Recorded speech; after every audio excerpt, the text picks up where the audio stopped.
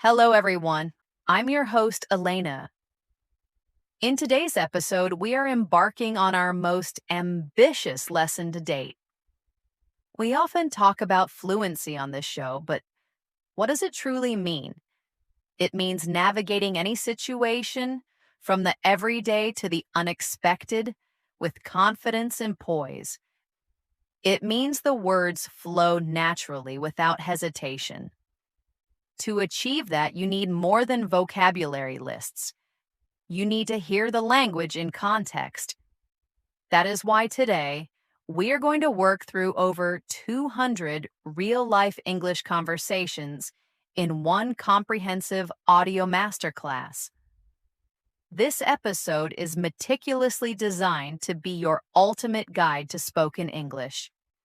We will cover virtually every scenario imaginable: casual social chats, complex service interactions, crucial workplace discussions, travel situations, and even those difficult conversations we sometimes try to avoid. By immersing yourself in these examples and my detailed explanations, you will internalize the rhythm, tone, and specific phrasing that native speakers use. This is not about memorization, it's about building a deep, intuitive understanding of the language. Our goal is to take you from being a student of English to being a confident user of English in the real world.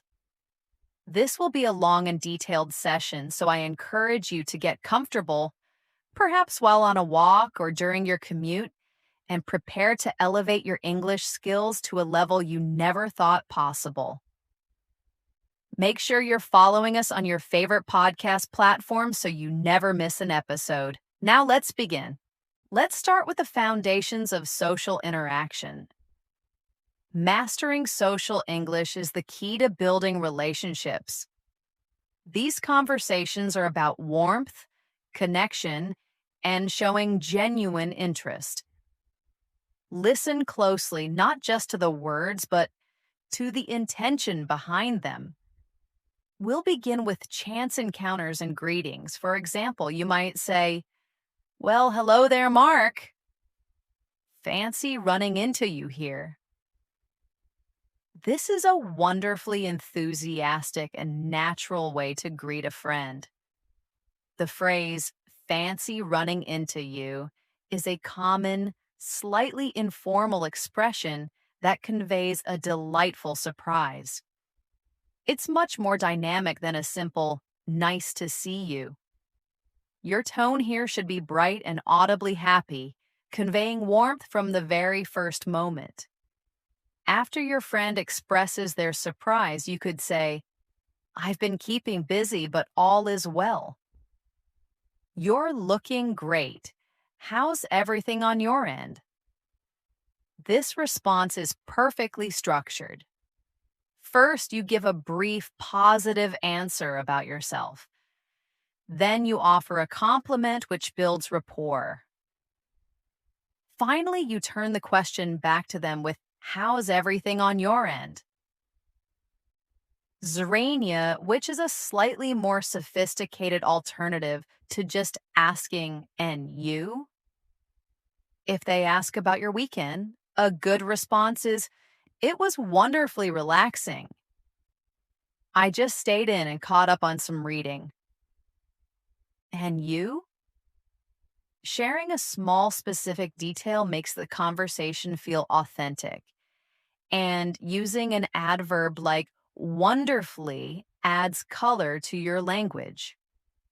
Always remember to ask the question back to keep the conversation balanced. If they share an activity, you can show you're listening by saying, "Oh, I've heard it's beautiful there. We must catch up properly soon." The phrase, "we must catch up properly soon," is a key social lubricant. It signals the end of this brief encounter while expressing a desire for a more meaningful future connection. Properly implies a longer, dedicated conversation. To finalize the plan, you might say, "Sounds like a plan. I'll text you. Great seeing you." Sounds like a plan is a common affirmative response. Stating the next action, like I'll text you, shows initiative and makes the plan more concrete, while a warm closing, like great seeing you, concludes the interaction on a positive note. Now let's move on to small talk in various scenarios. Making a positive observation about your shared environment is a classic opener. At a cafe, you could say, "This place has a wonderful ambiance, doesn't it?" Ambiance is a sophisticated word for the atmosphere, and the tag question, "doesn't it?" actively invites the other person to respond. To continue, you might say, "I've never been here before. Have you tried their pastries? They look divine." This shows a little vulnerability and then asks for a recommendation, which can make the other person feel comfortable. And using a strong adjective like divine makes your language more expressive. While waiting in a long line, you could remark, "It seems to be a popular time. I hope the line moves quickly." This is a neutral way of acknowledging a shared, slightly negative experience and is very relatable. To reframe the wait positively, you could add, "I don't mind waiting for something good. I've heard the coffee here is worth it." This shows optimism and serves as an indirect compliment to the establishment. Of course, talking about the weather is a universal form of small talk. You could say, "What an exceptionally warm day we're having, wouldn't you agree?" Using exceptionally elevates the vocabulary, and "wouldn't you agree?" is a slightly more formal and polite alternative to "isn't it?" A good way to build on a weather comment is to agree and add new information, such as, "Yes, it is, though I did hear there's a chance of precipitation later." Using precipitation is a more formal term for rain or snow. People also love their pets, so complimenting an animal is almost always a welcome conversation starter. Try, "Your dog is absolutely adorable. What breed is he?" Following up with a specific question shows genuine interest. To make it more personal, you could add, "He seems to have such a friendly personality," which goes beyond physical appearance to comment on the animal's character. In a short, potentially awkward space like an elevator, a simple, positive, well-wishing remark is perfect. On a Monday, try, "Hope you have a good start to your week." Or on a Friday, "Looking forward to the weekend." This connects with a shared positive feeling of anticipation. Next, let's discuss giving and receiving compliments. A specific compliment is more sincere. For instance, one person might say, "That's a fantastic color on you." A gracious receiver could reply, "Oh, thank you so much. You're very kind to say so." This response expresses gratitude and then returns a compliment to the giver's kindness. For another example, the giver might say, "I love your new haircut." Using "I love" makes the compliment personal and strong. The receiver could accept and add a personal touch by saying, "Thanks. I was a bit nervous to try something new." This makes the interaction more genuine. In a professional setting, specificity is key. Someone might say, "That was a brilliant presentation. Your points were so clear and compelling." A professional and humble response would be, "Thank you, I really appreciate that. I'm glad it came across well." This focuses on the outcome of the work. If someone says, "You handled that difficult client with such professionalism," They are recognizing your skill under pressure. You could reply, "Thanks. It was a challenging situation, so I'm glad I managed it okay." This acknowledges the difficulty, which validates the compliment. When complimented on a skill like cooking, someone might say, "You're an amazing cook." "This lasagna is out of this world." Using enthusiastic language and idioms makes the compliment more powerful. A warm response could be, "Oh, I'm so glad you like it. It's an old family recipe." Sharing a small piece of context adds a nice personal touch. For possessions, a simple, "What a beautiful watch," is always appropriate. A good reply is, "Thank you, it was actually a gift," which adds a small story. Compliments can also be about a person's character. For example, "You have such a great sense of humor," is very personal and highly valued. Another is, "You're always so positive." It's really refreshing, which acknowledges a person's disposition and its positive effect on others. In a professional context, "I really admire your work ethic," is one of the highest compliments, showing you respect their dedication. Finally, "You explain things so well," is a fantastic compliment that recognizes someone's ability to communicate and share knowledge. Conversations about media like books and movies are a great way to find common ground. You could start with, "Have you seen the latest season of The Crown? I'm completely engrossed." This names a specific show and expresses your strong feeling, inviting the other person to share their opinion. A more open-ended approach is, "I just finished reading a fascinating book. Have you read anything good lately?" This allows the other person to talk about any book they choose. When expressing your own opinion, try to be balanced. For example, "I thought the plot was a little predictable, but the acting was superb." This shows critical thinking, asking for a recommendation like, "I'm looking for a new series to watch. Any suggestions?" And swing is a form of compliment, implying you trust their judgment. When you agree with someone, use an intensifier and add a specific observation, such as, "Oh, I completely agree. The cinematography was breathtaking." To disagree politely, first validate their opinion and then use softening language.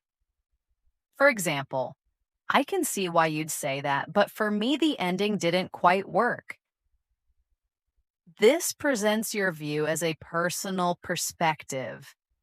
To show you have an open mind, you could say, "I'm not usually a fan of sci-fi, but that movie was an exception."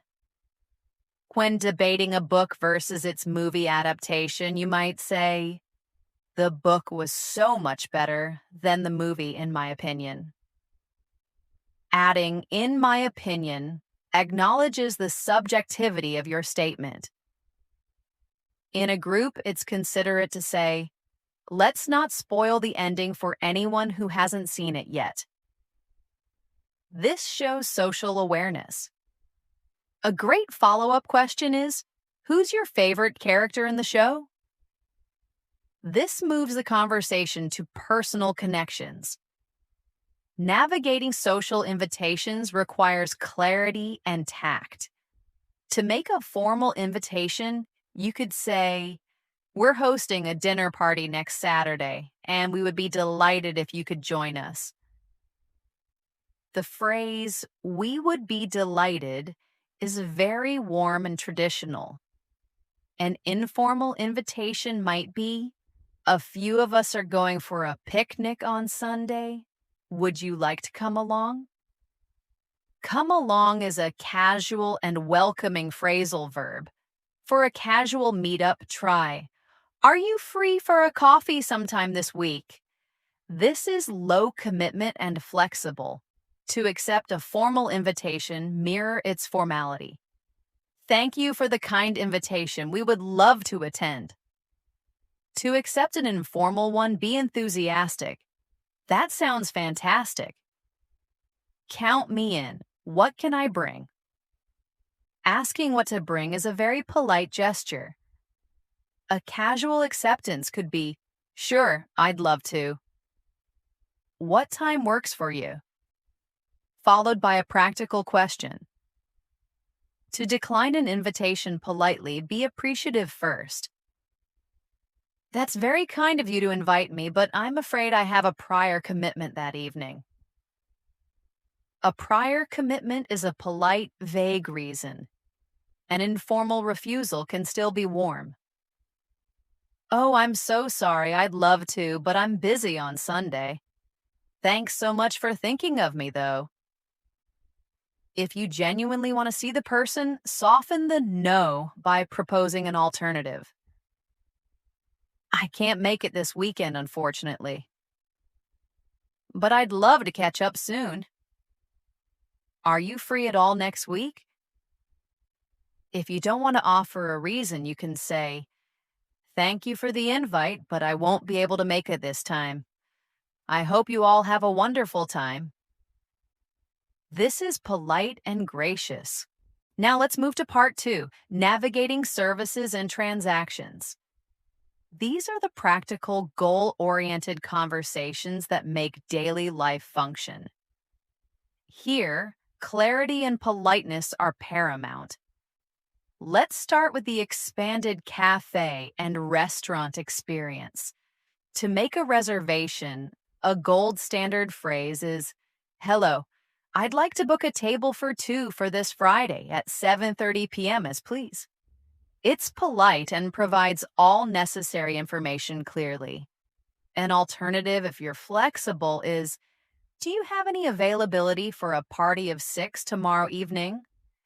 Using the key vocabulary word, availability. When you arrive with a booking, you say, hi, we have a reservation for 8 p.m. under the name Johnson.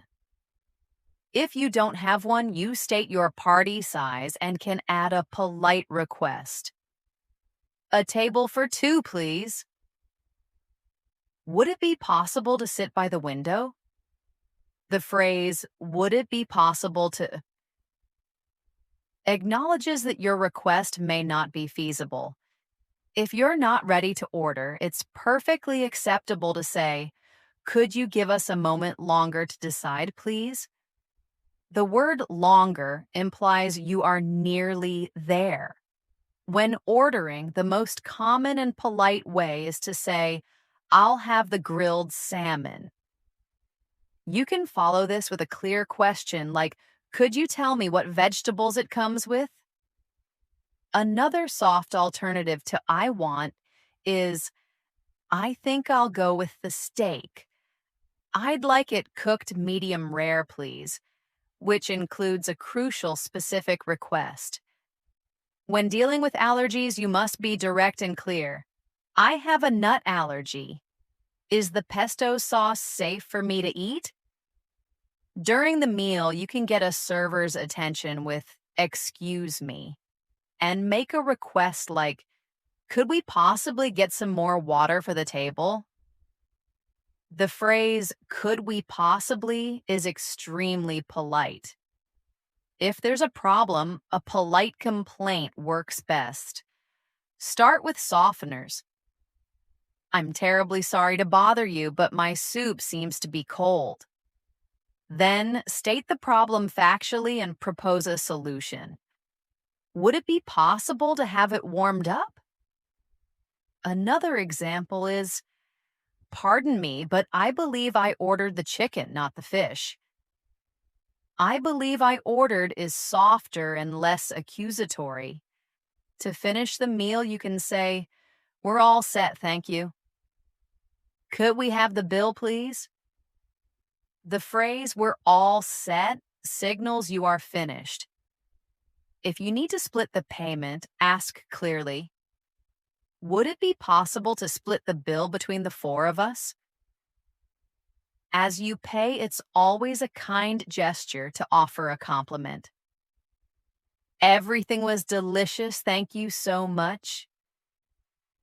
Finally, to take leftovers home, the standard North American phrase is, "Could I get this to go, please?" Now for a comprehensive shopping trip. If a staff member offers help but you want to look around on your own, a polite and standard way to decline is, "I'm just browse for now, thank you." The word browse is key. To ask for a specific item, be direct and efficient. "Excuse me, I'm looking for a black leather jacket. Do you have any in stock?" In stock means available for purchase. In a larger store, to ask for directions to a specific area, you can say, "Could you tell me where I might find the stationery section?" The use of might makes the question slightly softer. To ask for a different size, the phrase, "Do you happen to have this available in a medium?" is a very polite and slightly indirect way of asking. If you want to try it on, a simple acceptance followed by a practical question works well. "Yes, please. Where are the fitting rooms located?" When giving feedback on the fit, use softeners like "a little." "This one is a little too tight. Do you have the next size up?" The next size up is the standard phrase for a larger size. If it fits well, you can say enthusiastically, "It's a perfect fit." "I'll take it." It's also common to ask practical questions such as, "Is this machine washable?" Or for expensive items, "Does this product come with a warranty?" At the checkout, a standard and polite way to begin is, "Hi, I'd like to purchase these items, please." You can also ask about extra services like, "Do you offer gift wrapping?" State your payment preference clearly. "I'd like to pay by card, please." If you need to return an item, be direct and have your proof of purchase ready. "Hello, I'd like to return this sweater. I bought it last week and here's the receipt."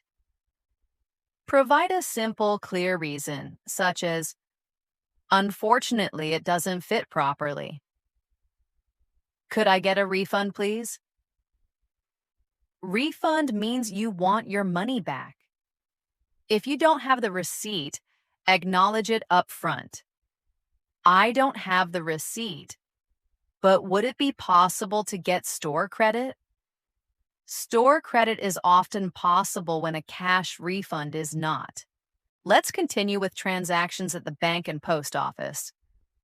At the bank, you can say, "I'd like to open a new savings account, please. What documents do I need?" This shows you are prepared. In a stressful situation like losing a card, be calm and direct. "I seem to have lost my debit card. I need to report it as lost and order a replacement." For a standard transaction, use key banking terms. "I need to make a withdrawal of $200. If you question a charge on your statement, a polite way is, "Could you help me understand this charge on my statement?" Logically, which is less confrontational than, "What is this charge?" For a complex transaction, state your goal clearly from the start. "I'd like to transfer some money to an international account." At the post office, state your destination and ask an open question like, "I need to send this package to Canada. What are my shipping options?" For a simple purchase, be direct and polite. "Could I have 5 first-class stamps, please?" A practical question is, "How long will this take to arrive approximately?" Using approximately acknowledges the answer is an estimate. For international mail, it's crucial to ask, "Does this need a customs form filled out?" To follow your package's journey, you can request I'd like to get tracking on this parcel, please. Next are conversations dealing with home and auto services. When calling a tradesperson, be specific about the problem and your goal. Hello, I have a leaky pipe under my kitchen sink and I need to schedule a visit. When reporting a technical issue, provide the duration and any steps you've already taken. The internet has been down for about an hour. I've already tried restarting the router. With a landlord, using the formal verb to report is appropriate. Hi, I'm calling to report that the heating in my apartment isn't working. At a car repair shop, you don't need to be a mechanic. Just describe the problem simply. My car is making a strange rattling noise. Could you take a look at it? To avoid financial surprises, it's very wise to ask, could you give me an estimate of the cost before you begin any work? For scheduling personal services, a simple and standard phrase is, I'd like to book an appointment for a haircut, please. When you're there, be as specific as possible. I'd like to keep the length, but just trim the split ends. Or the classic instruction, just a little off the top and shorter on the sides, please. At the dry cleaners, be clear. I'd like to have this suit dry cleaned. And always ask the necessary question, could you tell me when it will be ready for pickup? Now for part 3, professional English for success. The workplace requires communication that is clear, respectful, and goal-oriented. Let's start by mastering meetings. A perfect, concise opening is, good morning, everyone. Thanks for joining. Let's get started. It's crucial to state the objective at the beginning to focus everyone's attention. The main objective of today's meeting is to discuss the quarterly budget. To introduce your opinion, a great phrase is, from my perspective, the best course of action would be to... This is confident yet acknowledges other perspectives. To contribute a point without interrupting, use, I'd like to add that we should also consider the long-term implications. To foster a team environment, acknowledge a colleague's point before adding your own. To build on what Sarah said, I think we could... It is perfectly fine to ask for repetition. A polite and specific phrasing is, I'm sorry, I didn't quite catch that. Could you please repeat it? If you understand the basic point but need more detail, use the professional verb elaborate. Could you elaborate on that point for me? A powerful technique is active listening, where you paraphrase what you heard to confirm understanding. So, if I'm understanding correctly, you're suggesting that This prevents miscommunication. To interrupt politely, ask for permission. If I may just jump in for a moment. Another strategy is to apologize first.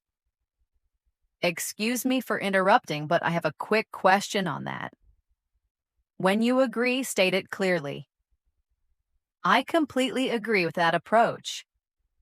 To disagree respectfully, first show you have listened. I understand your point, but I have a slightly different perspective on this. For partial agreement, you can say, I agree with you up to a point, but I also think we need to factor in the risks. Before a meeting ends, a quick summary of decisions is vital. To summarize, we've agreed to move forward with option B. Finally, wrap up is a common idiom for finishing, and clearly stating the action items is the most important part of concluding a productive meeting. Let's wrap up. The action items are, John will draft the proposal, and Maria will collate the data. In our modern workplace, mastering video conference etiquette is just as important. The standard audio check at the beginning is, can everyone hear me okay? Always announce your intention before you share your screen, then ask for confirmation. I'm going to share my screen now. Can you all see the presentation?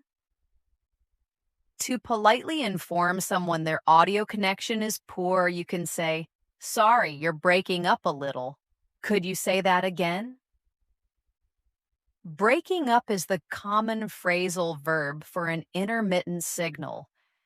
If there's a delay, you can say, "I think there's a bit of a lag." If your own internet is unstable, it's good etiquette to announce, "I'm having some connection issues. I'm going to turn off my video," which can help improve your audio quality. The chat function is a key tool, so direct everyone's attention to it. I'll post the link in the chat for everyone. A fundamental rule is to mute yourself when not speaking to show respect. I'm going to put myself on mute to avoid any background noise. When you finish your part, provide a clear conclusion and a smooth transition to the next speaker. That's all from me. Now I'll hand it over to David. For larger meetings, manage questions in an orderly fashion. If you have a question, please use the raise hand feature. To end the call, a warm and professional closing is, "Thanks everyone for a productive meeting. Have a great rest of your day." Next, let's cover giving and receiving feedback. A respectful way to ask for feedback is, "When you have a moment, could you take a look at this draft and let me know your thoughts?" When you have a moment acknowledges the other person is busy. To show proactivity and a desire for growth, you can ask, "I'd really appreciate your feedback on how I can improve my presentations." This is highly respected. When giving positive feedback, be specific to make it more meaningful. "Great job on the report. It was incredibly thorough and well-researched." Praising a colleague's skill in handling a specific event shows you are observant. "I was really impressed by the way you handled that negotiation." For constructive feedback, the sandwich method is effective. Start with something positive, then deliver the criticism as a suggestion. The report is a strong start. One area we could strengthen is the data visualization section. Perhaps we could add a few more charts. Phrasing criticism as a suggestion for the future is a non-confrontational way to address a problem. "I have a suggestion that might make the process more efficient next time." When receiving any kind of feedback, your first response should always be gratitude. "Thank you so much for that feedback. It's really helpful." This shows you are open and professional. To show you plan to act on it, you can say, "I appreciate you pointing that out. I'll make that revision."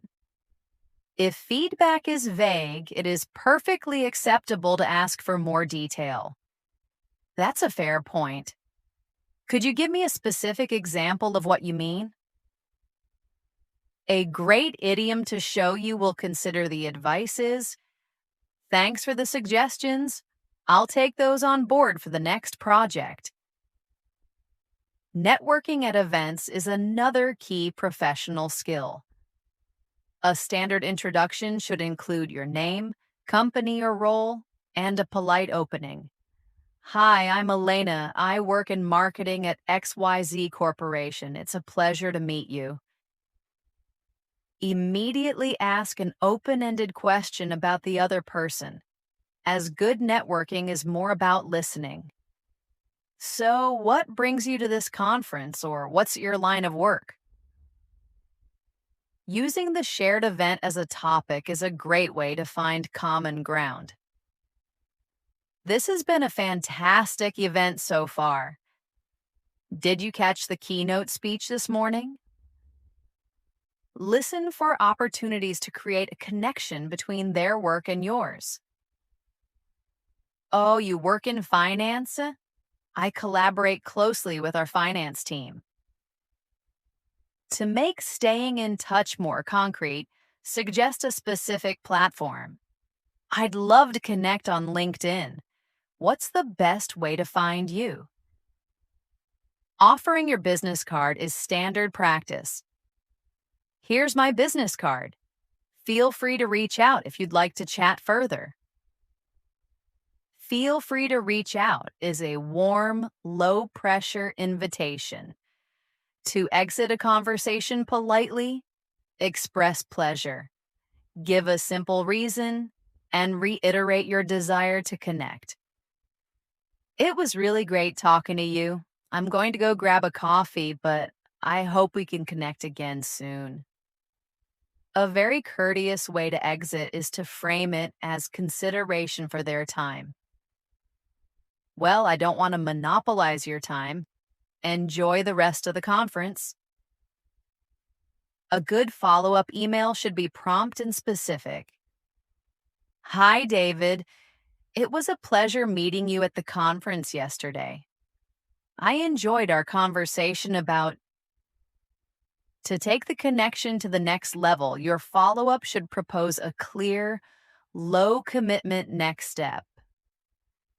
As we discussed, I'd be keen to learn more about your work. Would you be open to a brief coffee meeting sometime next week? Let's move to part 4, travel, exploration, and health. These conversations help you navigate the world outside your daily routine. Let's begin with expanded travel scenarios. At airport check-in, be ready to clearly state the number and type of your bags. I only have this one bag to check and one carry-on. To check means luggage for the cargo hold.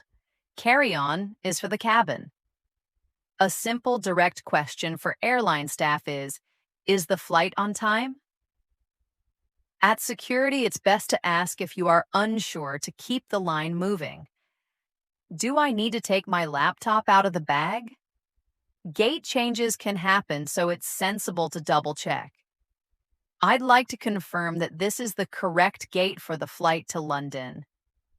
In the stressful situation of lost luggage, stay calm and use clear language.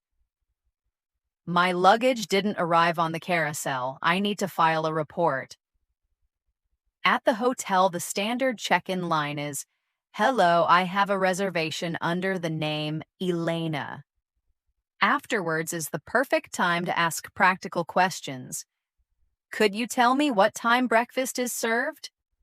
Or, what's the Wi-Fi password? If there's a problem with your room, call the front desk and state the issue politely. Excuse me, the air conditioning in my room doesn't seem to be working. Doesn't seem to be working is slightly softer than is broken. The hotel concierge is a fantastic source of local knowledge, so ask for their opinion. Could you recommend a good local restaurant for dinner? To check out, a clear and simple statement is, "I'd like to check out, please. Room 405. At the car rental counter, state the key details of your booking up front. I have a reservation for a compact car for 3 days. Rental agents often offer extra insurance, so you can ask, should I purchase the additional insurance coverage? At a tourist information center, use phrases like must-see sites to ask for the top attractions. Could you recommend any must-see sites for a first-time visitor? A simple and essential question for any tourist is, do you have a city map? And to ask for advice on transportation, what's the best way to get to the museum from here? Is an open question that could lead to advice about walking, public transport, or a taxi. Next are health and wellness conversations. When calling a doctor's office, state your purpose clearly. I'd like to make an appointment to see Dr. Smith. I've been feeling unwell. A brief reason can help the receptionist triage the urgency. When describing symptoms to a doctor, be as specific and factual as possible. Persistent is a good vocabulary word for a cough that won't go away. I have a persistent cough, a sore throat, and a headache. Fatigued is a more clinical word for tired, which can help you describe your condition more accurately. I've been feeling very fatigued for the past few days. A crucial question for your doctor or pharmacist is this medication likely to have any side effects? Side effects are the unintended secondary effects of a drug. Before leaving the doctor's office, always clarify the next steps. Do I need a follow-up appointment? At the pharmacy, the standard opening line when dropping off a prescription is, "I have a prescription here from Dr. Smith." If you need medicine that doesn't require prescription, you can say, "I'm looking for something over the counter for allergy relief." Even if it's written down, it's wise to ask the pharmacist to verbally confirm the dosage. Could you explain the dosage for this medication to me? At a gym, a clear inquiry is, "I'm interested in a membership. Could you tell me about your monthly rates?" Rates is the common word for prices for a service. If you're interested in a specific service, ask about it directly. Do you offer any personal training packages? Packages implies a bundle of sessions, often at a better price. Finally, we arrive at part 5, handling difficult and delicate situations. This is where fluency truly shines. In moments that require tact, empathy, and careful wording. Let's start with making apologies and forgiving. A very formal and professional apology is, "My sincerest apologies for my tardiness. The traffic was far more congested than I anticipated." Sincerest apologies is stronger than, "I'm sorry." And tardiness is a formal word for being late. A good personal apology is prompt, sincere, gives a quick reason, and shifts the focus back to the other person. "I'm so sorry I missed your call. I was in a meeting. Is everything okay?" In a professional setting, the best apology takes ownership, expresses sincere regret, and states that you are already taking action to fix the problem. "I realize now that I made an error in the report. I deeply apologize and I'm already working on the correction."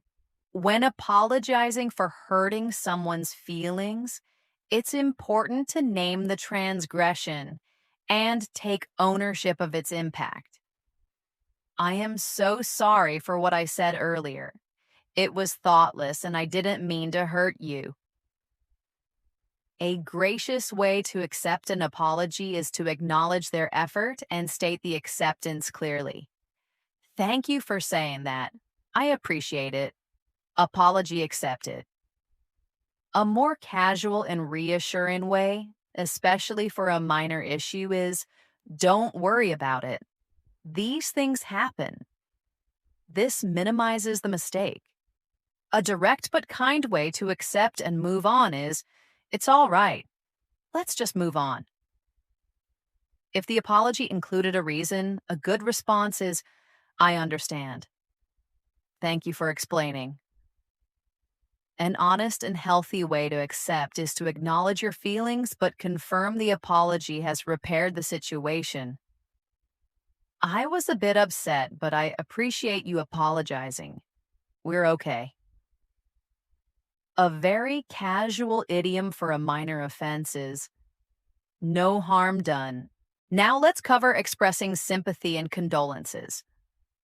For minor issues like illness, a simple expression of sorrow and a warm wish for recovery is perfect. I'm so sorry to hear you're not feeling well. I hope you feel better soon.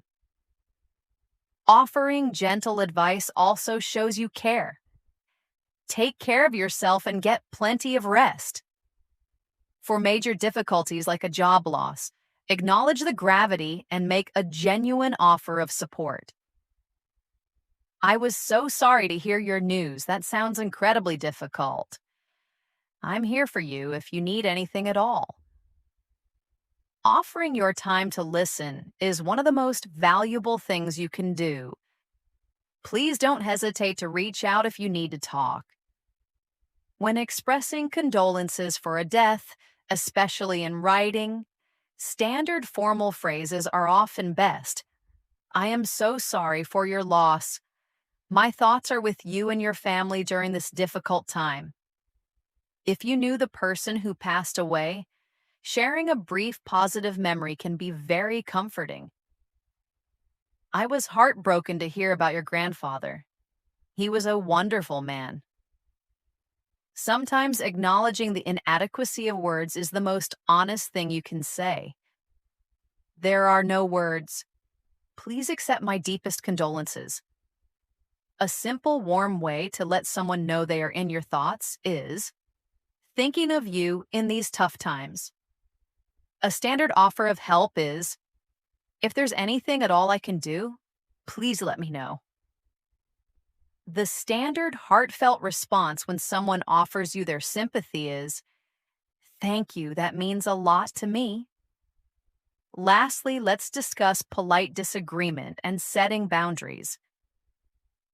The classic structure for polite disagreement is to first validate their view, then state your alternative idea. I see your point, however. I think we should also consider a very soft way to disagree is, I'm not sure I entirely agree with that assessment. I'm not sure and entirely both weaken the disagreement. A way to avoid direct disagreement is to frame the other person's idea as just one option among many. That's one way of looking at it. Another perspective is that when turning down a request for help, it's good practice to express the desire to help, provide a clear reason, and apologize. I'd love to help, but I'm completely swamped with my own deadline right now. I'm sorry. A professional way to say no is to show gratitude for the offer and use a business idiom to explain you lack the capacity. Thank you for considering me for this project, but I don't have the bandwidth to take on anything new at the moment. If you must interrupt, do so politely by apologizing and stating your purpose clearly. Excuse me for jumping in, but before we move on, I need to clarify something. A neutral and polite way to respond to unsolicited advice you may not agree with is, I appreciate you sharing your thoughts. I'll definitely keep that in mind. When setting a personal boundary, reaffirming the relationship first can soften the impact. I really value our friendship, but I'm not comfortable discussing that topic. The apology sandwich is perfect for complaining to a neighbor.